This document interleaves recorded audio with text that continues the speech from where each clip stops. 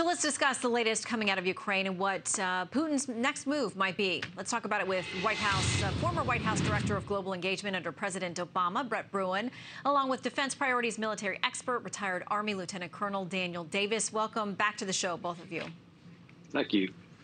Good to be with you. Okay, so I want to talk about how this is what we're seeing, what we're hearing, what the allegations are, what the video is showing. Russia says it's all faked, that when their soldiers left Bucha, there weren't dead bodies everywhere, there weren't civilian casualties.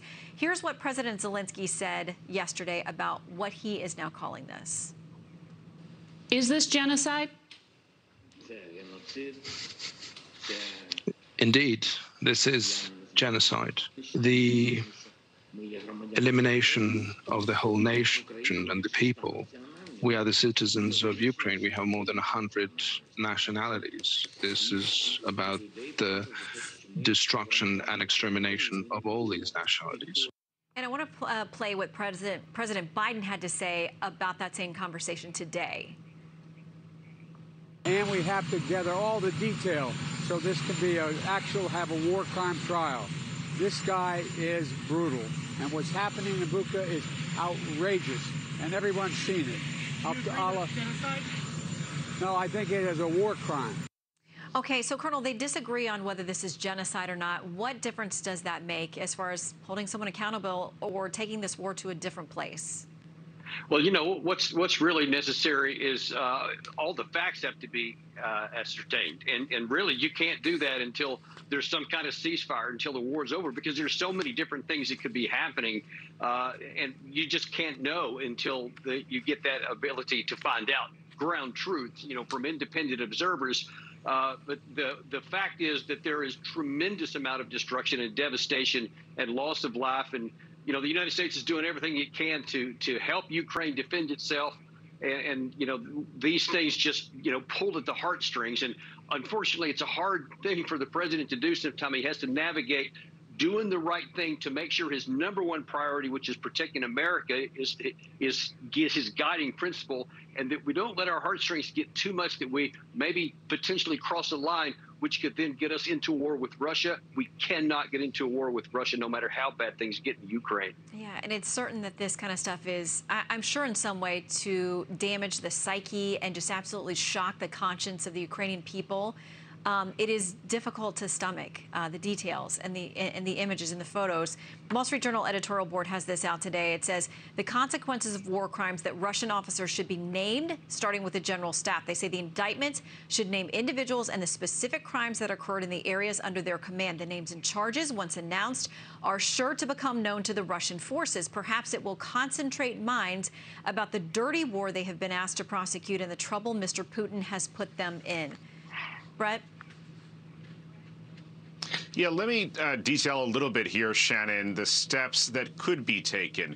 As the Wall Street Journal piece suggests, naming and shaming is a powerful tool that we have at our disposal here, and it's not just a pipe dream that we would be able to one day prosecute some of these individuals.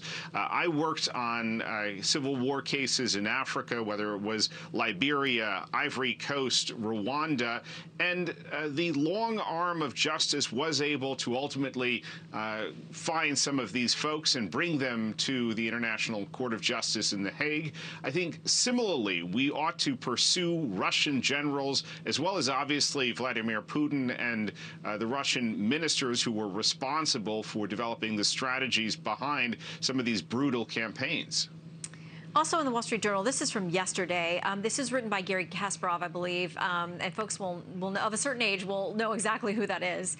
But he says that Biden actually told the truth, is this headline, when he said Putin has to go. He said it may have been planned or not planned, a slip of the tongue, but that's the bottom line. He says Taiwan and China are watching closely.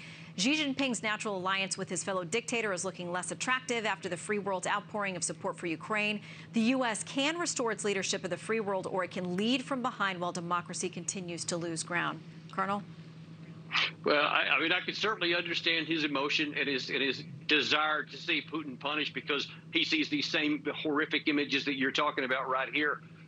But the reality is that it's not a simple thing to do, because to take the action that he's talking about has the almost high probability of escalating the war and making it not just these horrific images in Ukraine, but maybe expanding it into NATO countries, maybe into Poland, into Slovakia, or God forbid if a nuclear war should ever break out and it's American cities that go. We simply cannot take that risk. I understand his motion. I feel the same way, but we have to be very firm about what our priorities are here. And Brett, just a few seconds, if you can give us a quick final word.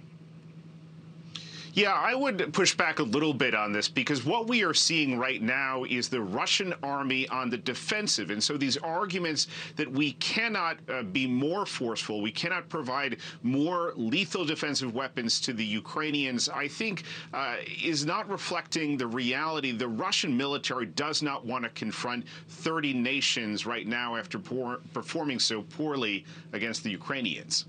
Thank you both for your time. I hope you'll come back again soon. Unfortunately, I fear this story is not going away. Thank you both.